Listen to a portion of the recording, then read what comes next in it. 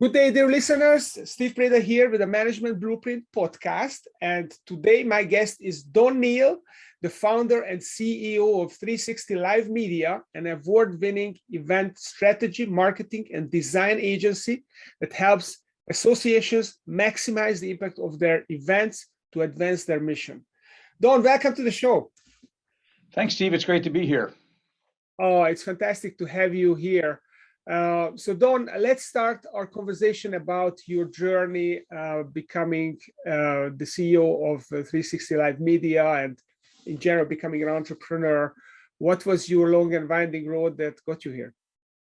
Well, I started as an entrepreneur as a kid. I started bagging groceries at the local grocery store when I was 8, bought a lawnmower, cut lawns, had a paper route, started a fireworks business, and had about 10 other businesses before I even went to high school. So I've always had the bug to try to find ways to make money, really on my own. I think the independence is the core characteristic. But starting 360 Live Media really came out of what I would call a conflict of visions. I worked at a firm and was trying to get a concept, much like I've developed here at 360 Live Media, off the ground back in 2010. And the founder of that company just didn't see it as I did. So I left and started my own shop a few months later, back in 2011, April of 2011. So how scary or exciting was this decision at the time? I was very energized, Steve. I felt like I had a new lease on life. I started the company when I was 52, which is very late. It's the first company I founded, so that's not when most people start their company. I was teaching at Georgetown University, adjunct professor, graduate professor of marketing, and so I had access to a lot of talent. So early in the first year, I started recruiting students to internship and do projects, and eventually hired several of them. So we grew pretty quickly. In the first year, we cracked $1 million in revenue, actually the first 9 months. And so I felt like we had a value proposition that would bear continued time and energy and investment. I invested all my own money. I didn't have any outside capital, no board, no investors. And so I felt like I'd been set free for the first time in my life. And what was your idea? I mean, what was your concept? Did you just say, okay, I'm a communication, media, an event specialist, and I'm just going to sell my consulting services? Or you had something more specific in mind how you're going to build this thing? Well, there probably were three factors. I don't think I could have articulated them at the time, but I've chosen to work in the nonprofit sector, trade associations, professional societies, industry associations, essentially mission-driven organizations that serve every sector of society and every profession.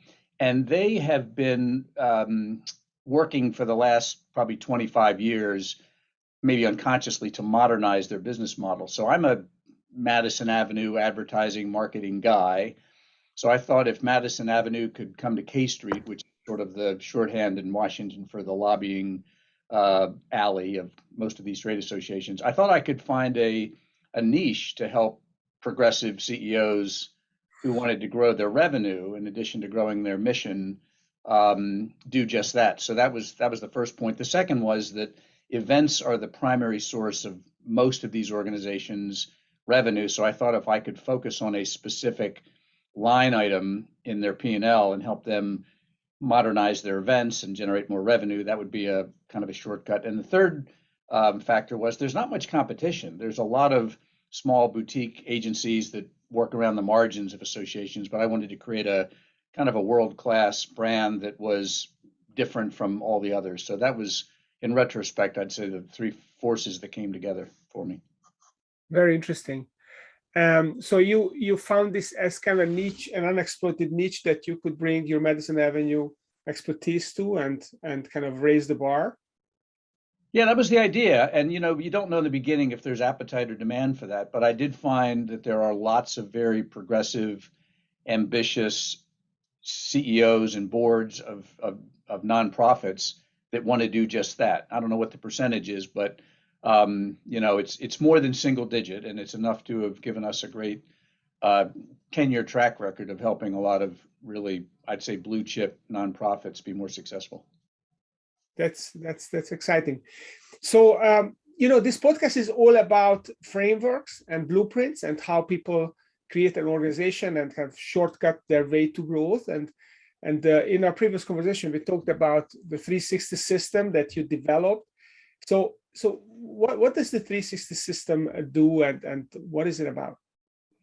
Well, here's where I would start. If you take the Jim Collins concept where he said, some businesses are a genius with 1,000 followers, I didn't want to be a founder who had the entire company dependent on me. So I felt like I had to create a architecture, some strategic scaffolding, and a set of processes that allowed other people to do the work, number one, and then also to help explain to our clients that there's a methodology, a process, a system, and structure that reduces risk and in many ways ensures the impact of our work. So that, again, I didn't know that at the time. I just knew that I was working 15 hours every single day, including weekends, and I had to find a way to scale my time and energy. So I created, I'd say there's about 30 different processes that have been codified as part of this 360 system.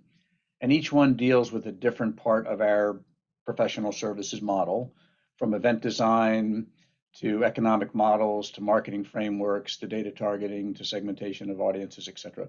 So I feel really energized right now when I think about the next chapter of this company's growth is really built on a solid foundation of replicatable processes. And most professional services firms, McKinsey, Booz, Accenture, they have systems that people come in, they learn, they train, and then they're ready to be client facing after some period of time because the institutional knowledge has been codified.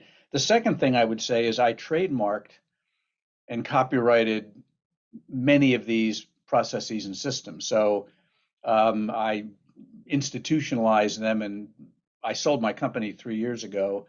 And one of the, I think, key assets of our business was that we had these protected systems and processes that became an asset, a financial asset of the company. And so I'm very energized, not just by the fact that we codified them, but by they're being used right now. I've become, in many ways, irrelevant to the operation of my company now because we have a team of people who are excellent at doing the work. Yes. So as an aside, I mean, you told me many years ago when we started working together that you want to become irrelevant to your company, and I kind of agreed that this is a great goal, but nevertheless, it is not an easy thing for an entrepreneur to become irrelevant, to make themselves irrelevant. So, as an aside, what was the emotional side of creating a situation where you can be irrelevant, perhaps, or less relevant, or not critically important for the organization? Well, I worked with a client early in my startup of the company, and he said, this is never going to go anywhere, Don. It's just going to be you and a handful of people, and you're going to be working the rest of your life because you're just never going to be able to scale this thing. And so I took that as a challenge, and it got my attention because I realized that is not the norm for a kind of a boutique professional services shop. And then the second thing is, Steve, really working with you years ago when we started working on some systems and processes that you brought to me as the founder to help scale the company. And when I told you I wanted to become irrelevant, I was serious. I didn't want to do this for the rest of my life. And so I didn't have the emotional tie that the company was my identity. I mean, for a while it was, no question. My founder CEO title meant something to me for a long time, but right now it doesn't. And after selling my company and I'm moving into a new role soon with the parent company that acquired us, and I'm so energized by that. And I'm, that irrelevance wasn't just a glib statement. I really didn't want the company dependent on me, and I've worked very hard to step back, and fortunately it's worked. I've got a great successor who's stepping in. I've got a great team, management team, and we've got these systems in place. So I'm really proud of what this company has accomplished. That's awesome. And you have the next chapter already lined out, so there's no there's no way for you to feel idle for a minute. So that's good. So going back to your blueprint and the system, you talked about the 4 fundamentals and the 6 R's that you came up with. So what do they look like? So 2 of the 30 or so systems are defined first by what we call the 6 R's, and it's the dashboard, the metrics, the top of the puzzle box, if you will, that we introduce to all of our clients, typically in the new business process. Mhm. The 6 R's stand for revenue, reach, retention, reputation, revenue, and ROI.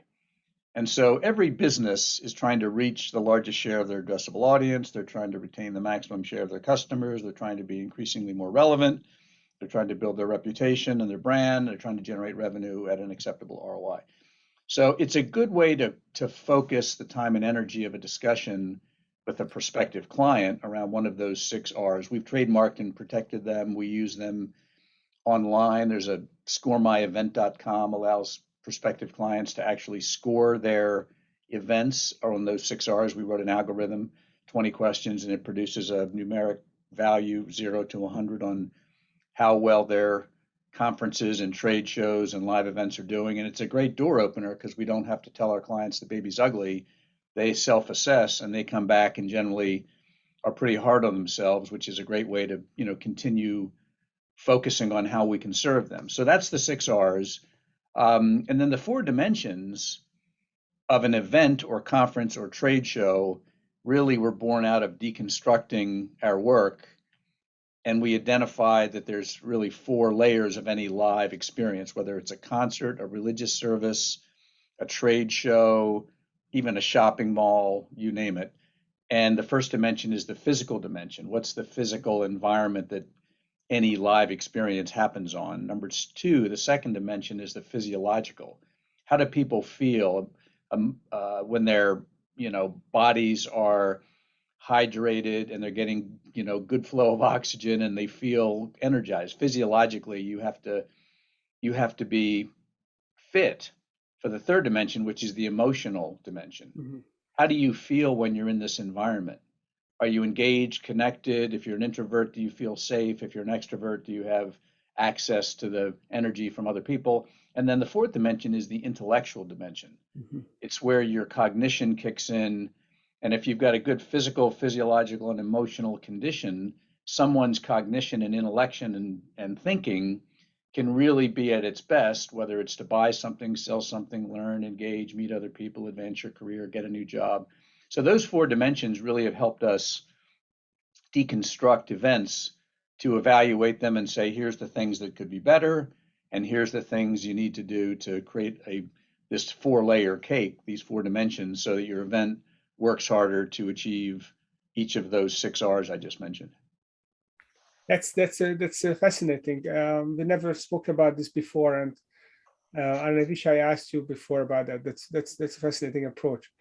So I mean, you did say that events are the main moneymaker for an association, but what are people looking for in an event? Why do people like to go to events? What is it about the events that move people? Yeah, well, we've come up with 12 reasons why people go to events.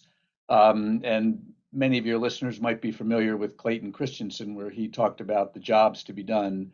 Mm-hmm. People hire shoes to do a job to protect their feet. People hire toothpaste to keep their breath fresh and make their teeth shiny. So people hire events to do a job. Mm-hmm. And they hire it to get a new job. They hire it to learn and advance their professional development. They hire it for certification. They hire it to sell something, to buy something, to connect with other people, for competitive intelligence. There's 12 reasons. And I think the key is understanding what each of the constituents that come to an event are seeking to do, and then designing, a best-in-class experience for that job to be done. Most events are built with what I'd call sort of a mass-marketed, we make, you take landlord approach. You're just a landlord, you create a large space and you have exhibitors and suppliers and education sessions, and it's just a big hodgepodge. And there's typically 1,000 hours worth of activities that someone could do in a 4 or 5 day event. And most of us are only going to devote, 8 hours a day for 3 days. That's 24 hours. So you're never going to really be able to consume exactly the right jobs to be done for Steve Prada, So unpacking an event, creating journey maps, and creating exceptional jobs to be done experiences is what we do for organizations that are trying to modernize their events.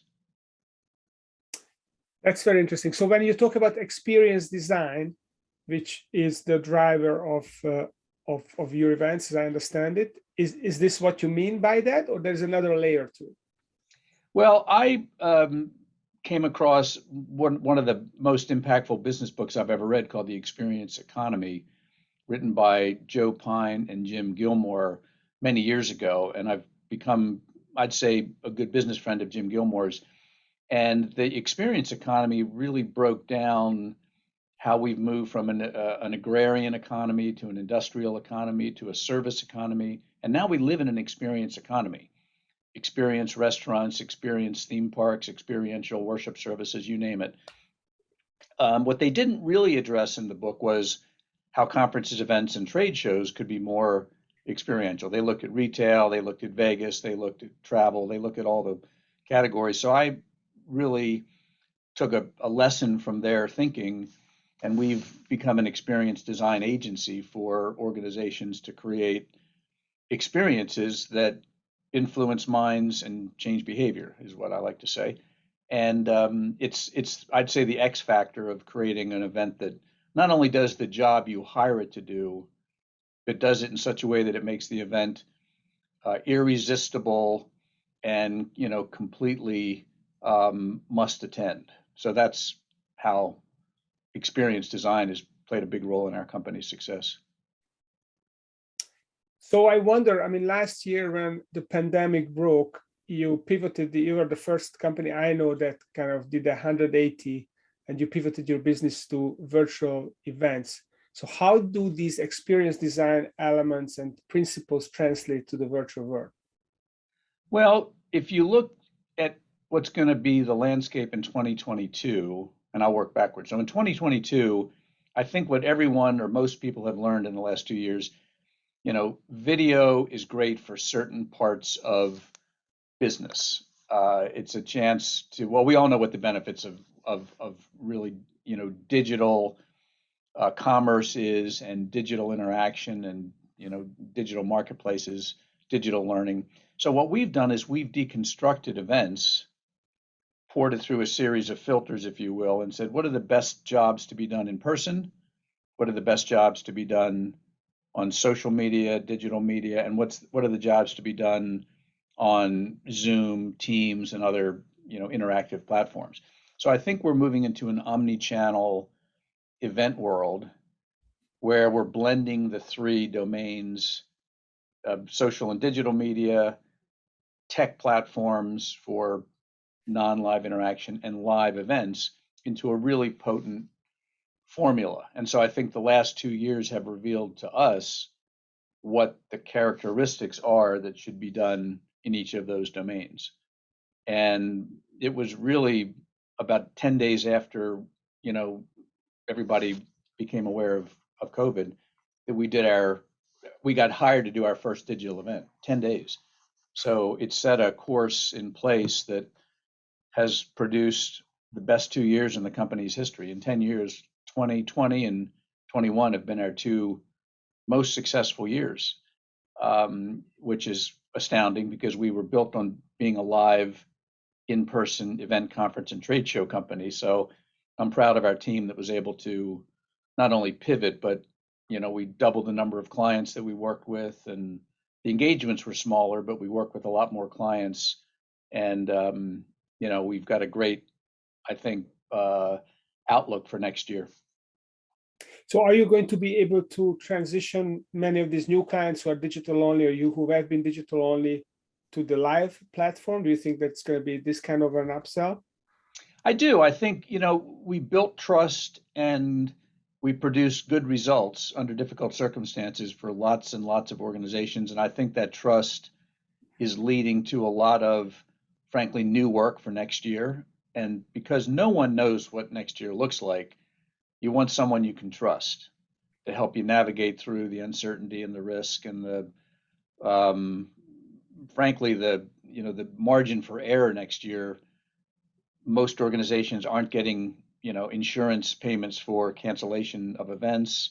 They've depleted their reserves, their investments, and many organizations have to get it right in 2022, and we're going to help them do it. And so I think we'll probably have our next best year in 22 because we've got such a large base of new clients to help get to the other side. Mm-hmm. So switching gears here a little bit, what really struck me when we first met was when you explained that you basically have a premium positioning in the association market and you charge higher prices than your competitors. And I was wondering what allows you to do that? What is the value that you provide that most other companies don't have or cannot provide, or why do they maybe buy for similar services, pay more, your customers? Well, one thing that struck me early in the first few years of the company was that I didn't want to respond to RFPs. And so for the first, I'd say 7 years, we might have responded to one or two where we had an inside track and I knew that we would, be seriously considered if not prevail. But, RFPs are a race to the bottom. They're never well written. And almost all of the time, the people that they're distributed to aren't the kinds of companies that we would want to compete with. So we made a good decision in the early years. We do a lot more response to RFPs now because the world has changed and we frankly have a bigger team that can, invest in the energy to respond to RFPs. It's still not my preference, but it's worked better than it did. But the short answer to your question is we help create a vision for the future. We are optimistic and confident beyond compare. And I think we help boards and CEOs see the future, put a strategy in place, and then operationalize it. And I think they're willing to pay a premium for, an exponential leap into the next phase of their success. We have a term that we like to use called better sameness. And most of our clients chuckle when they hear it, but they know what that means is they've been doing the same thing year after year after year. It's kind of like that cliche, somebody who says they have 20 years of experience, which is really 1 year repeated 20 times. Yeah. And that's kind of the case with a lot of the events that we've been modernizing. And just like people who are, willing to buy a luxury car or a shop at Tiffany's versus Kay Jewelers, people are, brand conscious, and we've built a premium brand and are known for being a great value, but certainly not being the least expensive company they're going to hire. And it's worked for us. No, definitely it worked for you. And it probably gives confidence to the client to know that they are, driving a Ferrari and they're not going to look bad in front of, their audience, or maybe that's not a good analogy, the Ferrari, but they are driving a premium product and they are taking care of their customers with a premium product. What really struck me as you explained this vision and kind of projecting that vision in my head, and maybe I'm biased, and maybe some of my listeners are gonna go away now, but my experience is that associations are not always seen as the most ambitious type of organizations. So how do you get the results for them, maybe even against their own ambitions? How do you kind of help them be successful against themselves? Well, I'll answer that by telling you one of the best books I've read in the last 2 years is called Scale. And it's about how companies and organisms scale. And I'll give this quick example to tease your readers. All mammals have 1.5 billion heartbeats over the course of their life on average, all mammals. And a shrew's heart beats 450 times a minute, and they live about 3 years. And a whale's heart beats about 20 times a minute, and it lives for 120 years. And, humans beat at about 60 beats per minute, and we live, 75 or 80 years. So the larger the organism gets, the more efficient its metabolism.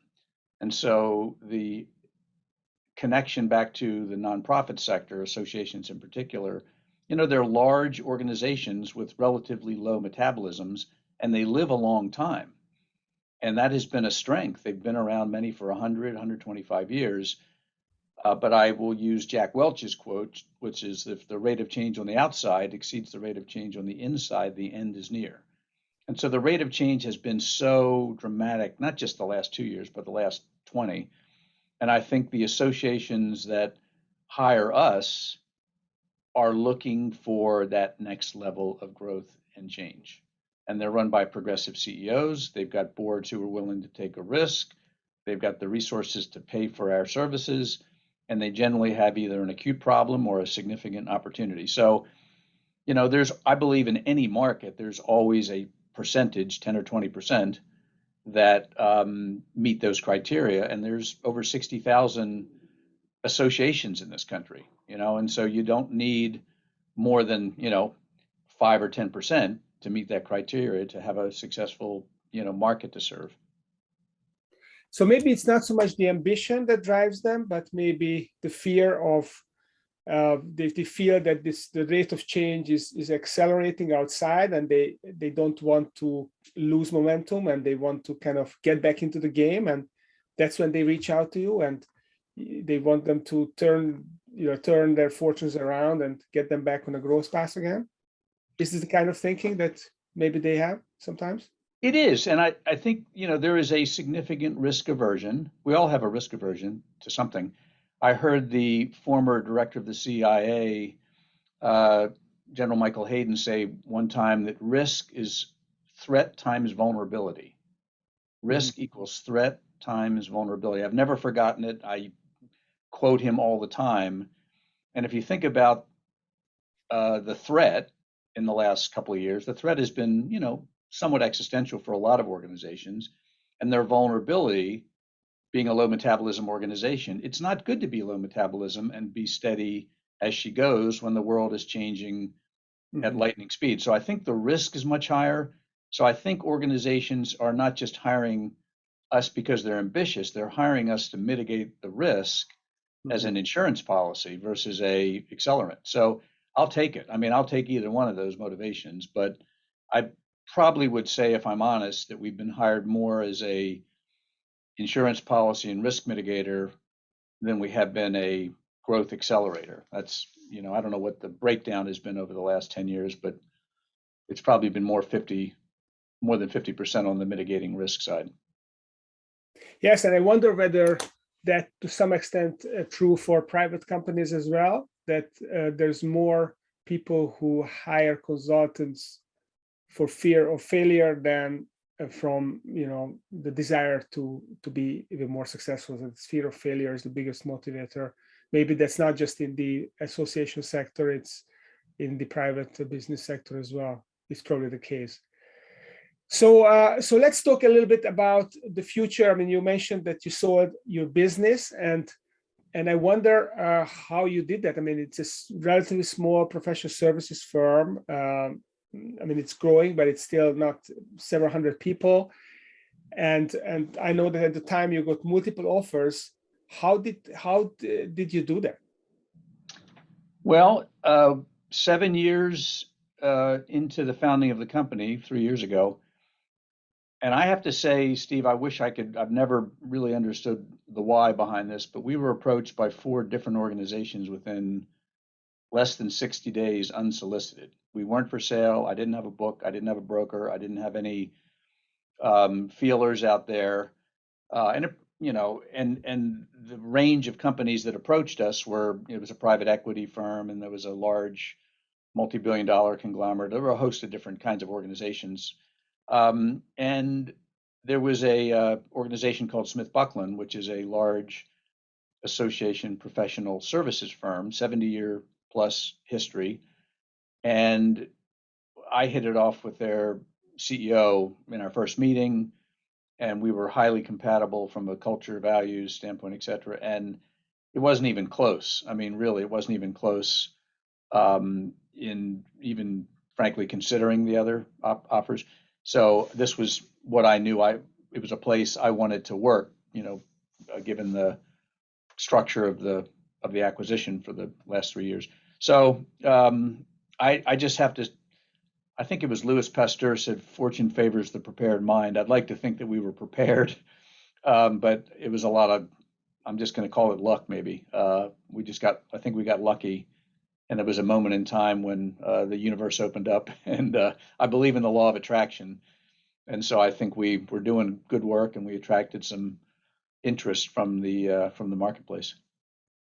Certainly, when the door opens, you have to be ready to walk through it, and you did just that. So it's not, luck. I think is luck. There's also a definition of luck, which is when preparation meets opportunity. Kind of the same idea, differently phrased. Yep. So excellent. So if people would like to learn more about 360 Live Media or would like to connect with you personally, where can they find you? Where can they find your company? How can they reach you? Yeah, I would love to hear from any of your listeners. You can reach me at don@360livemedia.com, and our website is 360livemedia.com. So take a look, and would love to hear from any of your leaders. I want to say, you didn't ask me to do this, but kind of an unsolicited plug, Steve. You were an important part of helping to crystallize my thinking and to put some, I would say, business rigor around systems and processes and help this company get to the next level. So I'm grateful to you for your advice and counsel and the intensity you brought. I consider myself an urgent, intense person, and you and I think really worked well together. And I'm grateful for that, and grateful to have a chance to share this podcast with you and your listeners. Well, thank you, Don. Thank you for your comments as well as coming to the show. And I certainly had a lot of fun, and I think our listeners have as well. So Don Neal, the founder and CEO of 360 Live Media. Thank you for coming, and thank you for listening. And please, if you like this podcast, please don't forget to rate and review us on Apple Podcasts or subscribe to YouTube. And stay tuned, because next week I'll bring another exciting entrepreneur to the show. Thank you.